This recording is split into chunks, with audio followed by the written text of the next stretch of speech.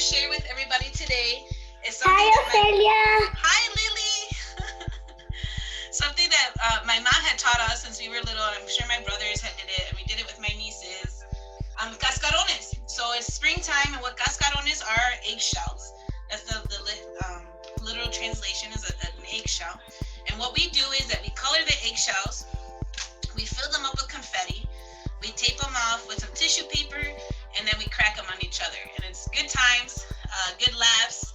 So I'm going to show everybody today a little bit of how to make your cascarones. So you will need some eggs, right? So usually when we make the eggs, we crack them around the top in a certain way so that we can fill more confetti in there. If you can see on my little shelf here, I have some red Solo cups, and they're filled with hot water and vinegar and some food colorings. Right? You can make your different colors if you like. We have red, blue, green, and yellow in this set, if you can see it. And one of the key things to make your cascarones as bright as possible is to make sure your water is hot.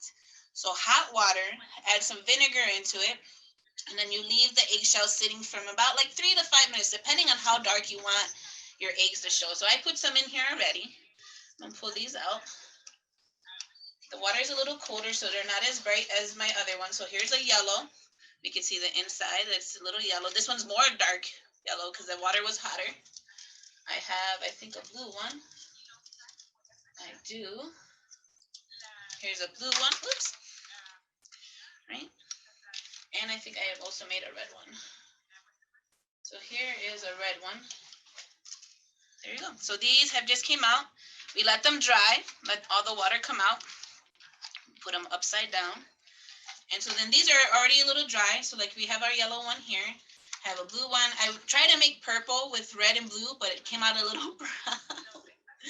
So our next step after this, after your cascarones are dried, right? You let them dry. You can either dry them with the dryer or let them dry by themselves, is to fill them with confetti. Usually paper confetti is the best, but I couldn't find any because there's more. So I bought some party confetti, like for birthdays. And so what we're gonna do is you're gonna stuff your cascaron and you fill it till it's the top. There we go. And then we had already cut out some tissue paper, some circle tissue papers. We've used Elmer glue. I chose to use the stick glue because this could get messy for those parents who have younger kids who might get a little wild with the glue. So a glue stick works. You'll place some glue on your tissue paper.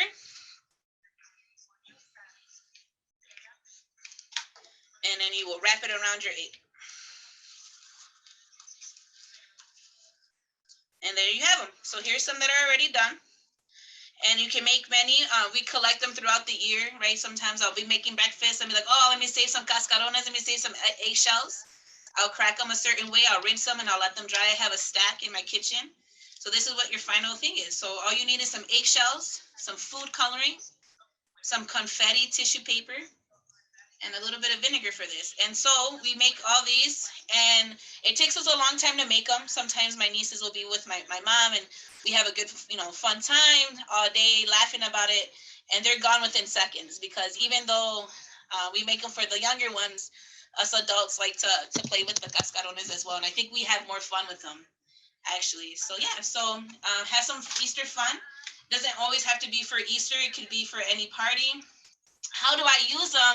Lily wants me to show her how I use them. I'll do it just for you, Lily. So you get one of these, and like we're playing tag, and I'm chasing somebody, and I'll crack it on their head, and it just comes out, right?